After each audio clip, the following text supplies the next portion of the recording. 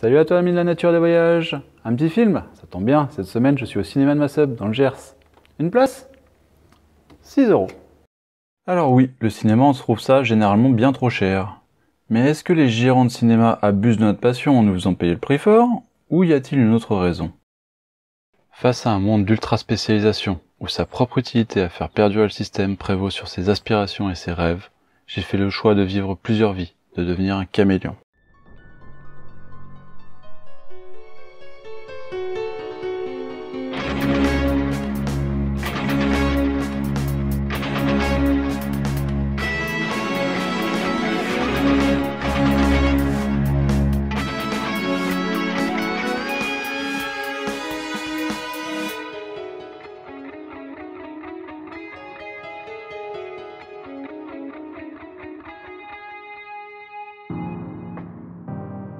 « 50% du prix du ticket va directement au distributeur des films.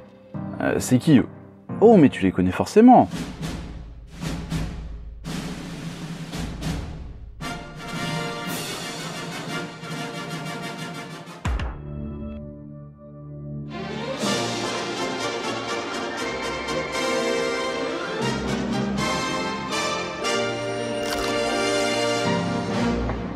D'ailleurs, la 20 a un peu changé de nom. Elle est devenue...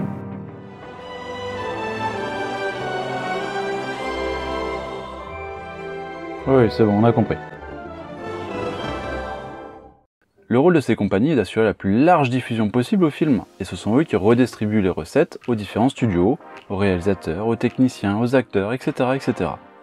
Si on met de côté les taxes, reste environ 50% du prix du ticket pour le cinéma en lui-même, et ses frais de fonctionnement. Matériel, salaire, locaux, location de film, ou pas. En effet, un cinéma ne débourse rien pour faire passer un film. Enfin, pour les films en cours d'exploitation, 1 à 2 ans après leur sortie officielle. Pour les plus anciens, c'est beaucoup plus compliqué. Bref, pour diffuser une nouveauté, le cinéma doit négocier avec le distributeur qui impose ses conditions. Je te laisse mon film le jour de sa sortie si tu l'affiches 25 fois dans la semaine. Ah, je peux pas, j'ai qu'une seule salle. Alors dans ce cas, tu ne pourras le diffuser que 3 à 5 semaines après la sortie officielle, mais au moins 5 fois durant 7 jours. Compliqué, voire impossible en fait pour un cinéma de quartier ou rural avec une seule salle. C'est pour cela que les cinémas se regroupent en réseau.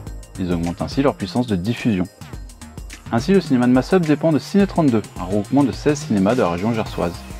C'est donc eux qui négocient avec les distributeurs et mettent les films à disposition des salles. Forcément, il y a certaines obligations de diffusion afin de remplir les demandes des distributeurs. Mais au final, c'est bien le cinéma lui-même qui choisit sa programmation. Et cette programmation se fait à partir d'un choix éditorial, du goût des gérants et en fonction du public. Et oui, un cinéma n'attirant pas les jeunes diffusera de moins en moins de films jeunesse. Au final, c'est donc en fréquentant votre cinéma que vous pouvez le plus impacter sa programmation et voir des films qui vous plaisent, qui vous ressemblent. Parce qu'il faut pas se leurrer, vu la quantité de films qui sortent chaque année, plus de 800 rien que sur l'année 2018, il est impossible pour un cinéma de tous les afficher. Les choix doivent être faits. C'est là que prend encore l'art de la programmation. Devinez, sans les avoir vus, quels films vont plaire et faire venir les gens, mais eux aussi découvrir des pépites, des films dont personne n'a entendu parler, et qui méritent le détour. Bref, ne pas se cantonner au blockbuster d'Hollywood. Le tournage d'un film coûte très cher, on a tous entendu des montants absolument délirants concernant le tournage de certains films. C'est pourquoi les distributeurs font le choix de privilégier ces blockbusters, des films étudiés pour plaire au plus grand nombre, et dont l'objectif n'est que la rentabilité. Dans une époque où la concurrence d'Internet, en particulier des plateformes de streaming, plombe les cinémas, c'est un choix compréhensible. Mais cela se fait au détriment de la diversité des films. Un réalisateur audacieux ou un film atypique traitant d'un sujet particulier risque de passer à la trappe. Pourtant le cinéma c'est aussi ça, un univers qui débute lorsque les lumières s'éteignent.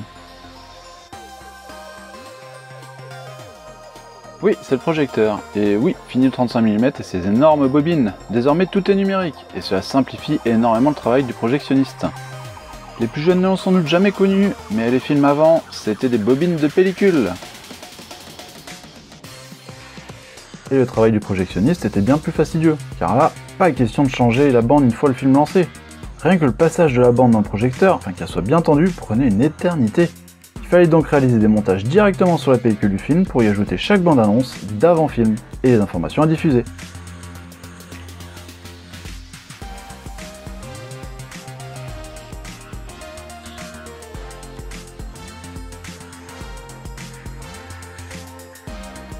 fait, le cinéma a beaucoup évolué depuis sa création en 1895 par les frères Lumière.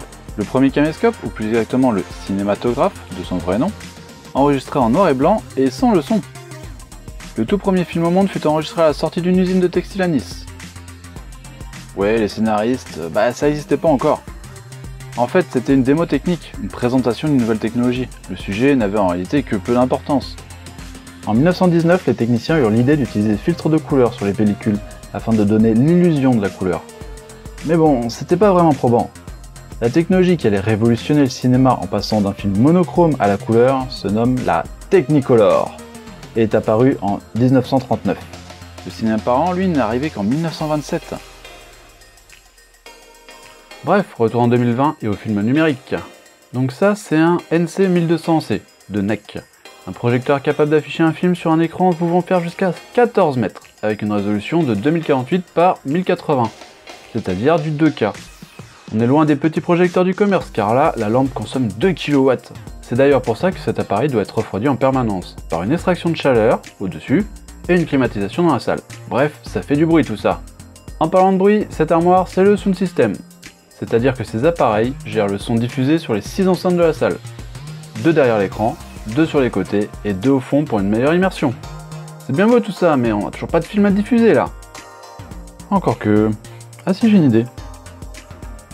L'avantage du numérique, c'est qu'il n'y a pas besoin d'envoyer le film physiquement. Le distributeur va mettre à disposition le film sur un serveur. Le cinéma va le télécharger quelques jours avant la projection, voire même bien avant. Parce que bon, imagine que pour un film standard, le cinéma télécharge en moyenne 100 gigaoctets. Enfin, 100 gigas. Certains films se payent quand même le luxe de fichiers à 500 gigas ou plus. Bon, par contre, c'est pas parce que tu as réussi à télécharger un film que le distributeur va t'autoriser à le regarder en boucle ou avec n'importe qui. Du coup, ces fichiers sont cryptés, parce qu'on appelle une clé KDM. Une clé de décryptage que le distributeur envoie au cinéma et qui va débloquer l'utilisation du film pour une certaine durée, mais surtout sur un seul projecteur.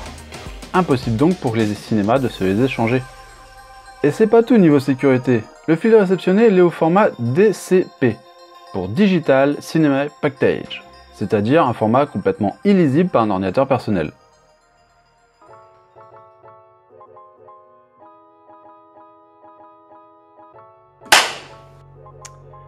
Bonjour, je m'appelle Laurent, je suis le président du cinéma de Massub, de l'association qui gère le cinéma de Massub, plus exactement.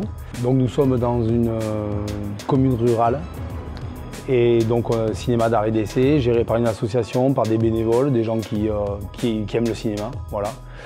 On a une salariée, Caroline, qui est projectionniste, programmatrice, animatrice, qui fait la com. Je l'ai même vu passer le balai, je crois. Donc voilà, c'est un peu, tout le monde fait un peu tout. Donc on passe des films, principalement, évidemment, des séances normales, tous les films qui sortent, etc. Et pour animer un peu le cinéma, c'est un peu compliqué d'avoir du monde, on organise des animations, des débats, des rencontres avec des réalisateurs. Ou par exemple, on va avoir un film qui va traiter de la permaculture et donc on va inviter quelqu'un qui fait de la permaculture, qui nous expliquera son métier, etc. En fait, on a un rôle aussi un peu de liant entre toutes les associations, puisqu'on est le seul établissement culturel ouvert quasiment tous les jours de l'année, sur une petite ville, comme c'est quand même assez important. On fait aussi des séances en plein air. Et on a fait par exemple des festivals de courts-métrages où des fois on ressort le vieux projecteur 35 mm et on repasse des vieux courts-métrages qui ne sont pas numérisés. La situation des cinémas comme nous est un peu précaire. On se maintient quand même, mais avec tout ce qui est Netflix, etc., c'est vrai qu'on a un peu de mal. Néanmoins, juste que vous sachiez, parce que j'imagine que tous les gens qui vont regarder cette vidéo, ils ont dans leur coin un petit cinéma comme ça. Allez-y, parce que c'est vraiment souvent des équipes très sympas, des passionnés, et vous découvrirez des super films. Donc ça, il faut que les cinémas puissent continuer à exister. Voilà, ça c'était mon petit message militant.